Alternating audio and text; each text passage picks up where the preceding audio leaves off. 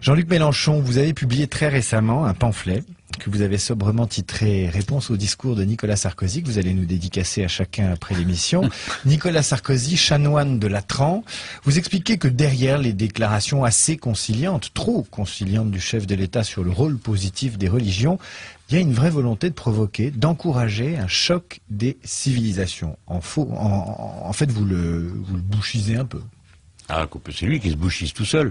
J'ai fait réplique au chanoine de Latran. C'est un discours, une conférence que j'ai été prononcée au siège du Grand Orient de France, rue Cadet. D'abord, le parallélisme m'amusait, pardon la mégalomanie.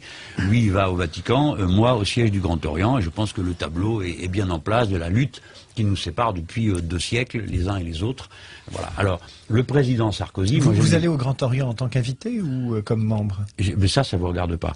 On ne considère pas que ça doit être public. L'appartenance à la franc-maçonnerie doit pas être d'un niveau politique, ne doit pas être public. Attendez, c'est que ce soit l'appartenance à la maçonnerie ou à la religion, je pense qu'un élu ne doit pas montrer quelque chose à ce sujet. Moi, je suis élu de tous mes concitoyens. Mais si on vous demande. Pardon? Mais si on vous demande. Tout à l'heure, on a dit qu'il fallait pas pipoliser. Moi, j'aime pas faire des réponses de cette nature parce que, vous savez, une fois, j'ai été trotskiste 3 ans. Et je me suis payé 30 ans de notule ex-trotskiste.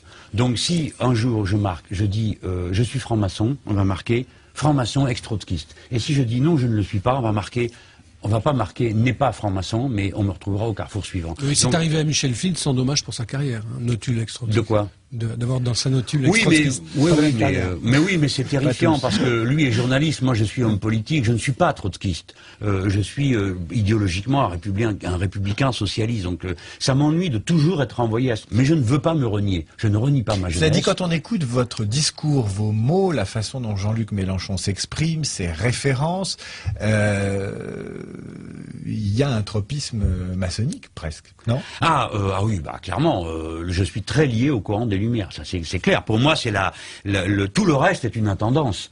La politique est une intendance de cette adhésion intellectuelle au siècle des Lumières et à l'idéal de l'émancipation de la personne humaine, émancipation radicale, culturelle, etc. Alors là, Xavier Bertrand a révélé récemment qu'il appartenait à la maçonnerie. Un peu contraint et forcé par l'Express. Oui, mais enfin il l'a fait. Et donc, est-ce que vous partagez la façon dont il l'a fait, ou en tout cas vous inciteriez les élus à le faire? Comment vous réagissez? C'est pas mes affaires, je m'y intéresse pas, ça m'intéresse pas. Ce qui m'intéresse, c'est la question que vous m'avez posée d'abord. D'accord, mais c'est quand même un peu paradoxal, parce que la maçonnerie... Non, mais on parle de quoi? Du discours de Sarkozy ou de la maçonnerie? C'est pas le même sujet. On y viendra. Mais c'est important, puisque la maçonnerie renvoie à un socle de conviction, et finalement... Oui, on a dit que c'était la religion de la République. Et que par ce socle de conviction que vous êtes allé défendre au Grand Orient, vous avez pris la symétrique de ce qu'avait fait Sarkozy au Vatican. Donc c'est pas complètement de la vie privée, c'est un engagement intellectuel. Non. Attendez, non mais contentez-vous de ma parole, de ce que j'écris.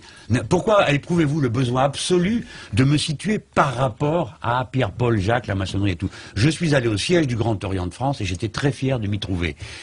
Parce que je faisais un discours qui était une réplique au chef de l'État. Je prends très au sérieux la République, ses institutions, ceux qui les incarnent, même s'ils ne sont pas de mon avis.